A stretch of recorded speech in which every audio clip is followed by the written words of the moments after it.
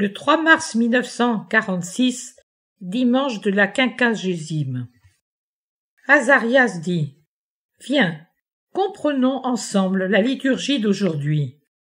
Pense, mon âme, que le Seigneur agirait toujours de la sorte, même si les hommes t'excluaient de ce qui est la vie de la communion des saints sur terre.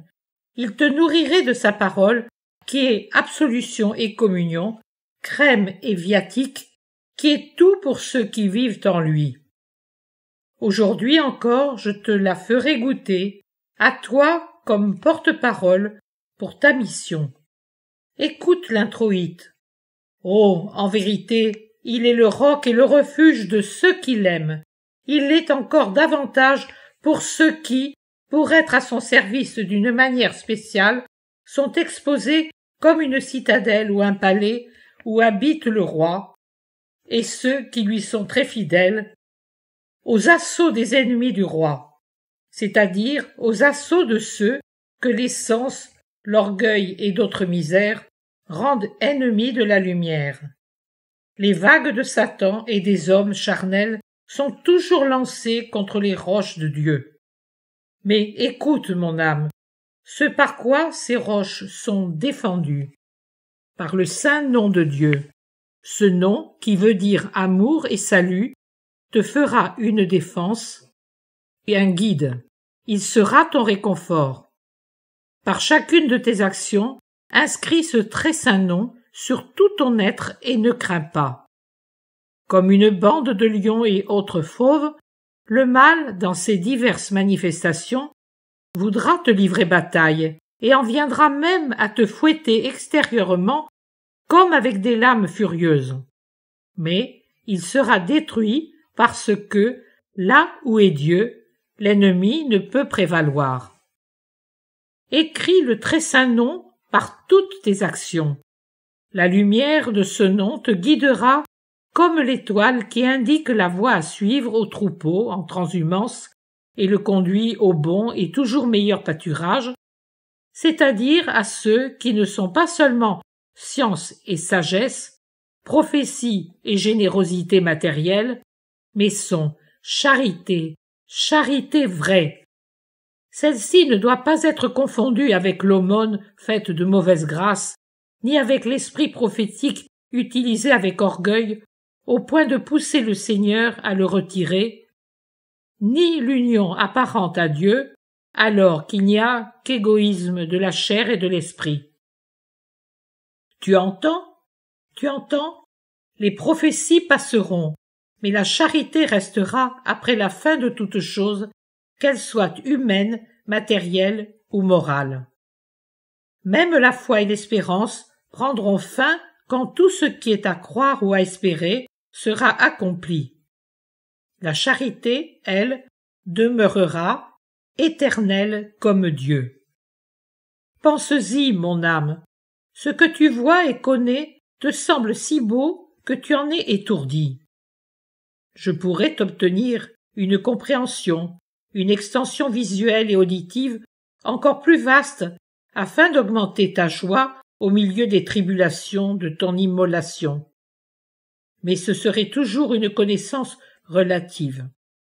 Même dans les choses humaines, tu sais que l'on ne peut pas forcer une chaudière, par exemple un engrenage et ainsi de suite, au-delà d'une certaine limite, sans quoi l'expérience devient une destruction. Il en va de même en ce qui concerne les choses extraordinaires.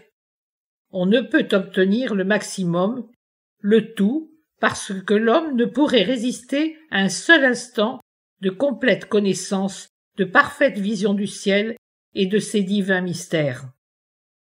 En revanche, lorsque l'âme ne sera plus comprimée, limitée, lorsque ses capacités ne seront plus puériles, mais que, au contraire, nourrie de charité, elle sera parvenue à l'âge parfait, alors l'esprit de l'homme connaîtra l'inconnaissable face à face. Ô Hosanna à la vision béatifique du Dieu un et trine.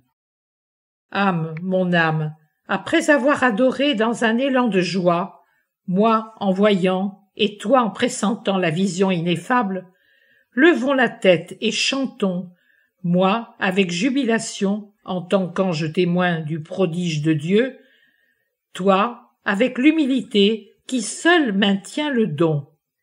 C'est lui qui nous a fait. Nous ne nous sommes pas faits nous-mêmes. Nous sommes son peuple, le troupeau qu'il conduit.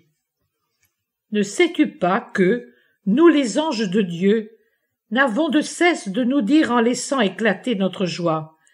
C'est le Seigneur qui nous a fait. Nous sommes son peuple céleste, le troupeau guidé par sa main avec lumière et charité. Or, il en est également ainsi pour les hommes, et ceux en particulier pour ceux que Dieu a placés comme pont entre lui et l'humanité, ceux qu'il a formés d'une façon particulière et qu'il conduit avec des lumières et des vérités spéciales, pour faire d'eux un miel suave de connaissances éternelles au bénéfice de la vie des autres âmes. Offrons. Je t'offre, tu t'offres en union avec le Christ, victime offerte pour le salut de tous. Enseigne-moi à faire ta volonté. C'est l'humble prière de la grande victime, mais c'est aussi l'humble prière des petites victimes qui sont généreuses, bien que faibles. Enseigne-moi à faire ta volonté. Enseigne-moi à vivre. Enseigne-moi à souffrir. Enseigne-moi à obéir. Enseigne-moi à mourir. D'abord à moi-même, puis à tout ce qui pourrait me séduire et ressusciter le moi humain. Enseigne-moi afin que les paroles de ta bouche que j'ai répétées pour tous naissent en premier lieu dans le champ de mon cœur, prospèrent et donnent des fruits de vie éternelle sans que les oiseaux, les épines, l'ivraie, le chien-dent et les passants ne détruisent ce qu'en moi tu as semé. Vous pouvez être appelé grenier du Seigneur ou ses porte-paroles, grenier mystique auquel celui qui a faim peut venir se nourrir. Te souviens-tu de Joseph, le fils de Jacob? En prévision de la pénurie, il fit entreposer dans les greniers le surplus des moissons et sauvegarda ses récoltes avec grand soin des insectes, des rongeurs et des voleurs qui accourent toujours là où ils peuvent nuire.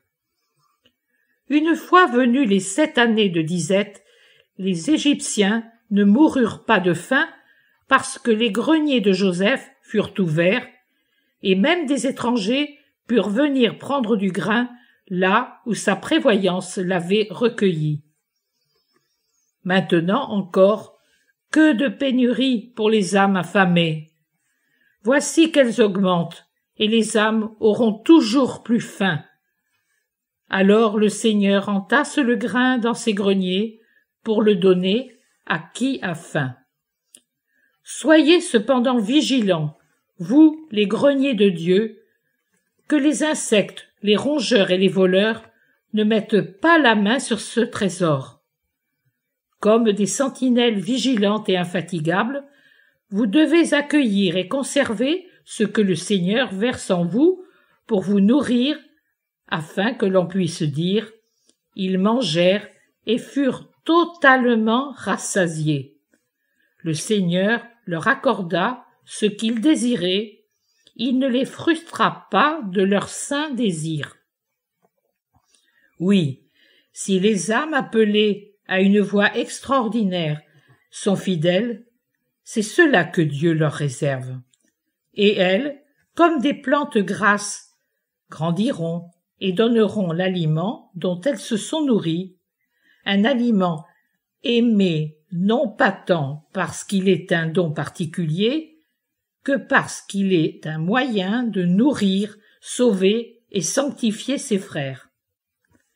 La charité doit être comme le vêtement naturel de celui qui est nourri par Dieu. Cette charité remercie Dieu de son don en disant « Venez, frères, venez et mangez, goûtons ensemble au repas de Dieu. » Bénissons le Seigneur. Réponds. Grâce soit rendue à Dieu. Gloire au Père et au Fils et au Saint-Esprit.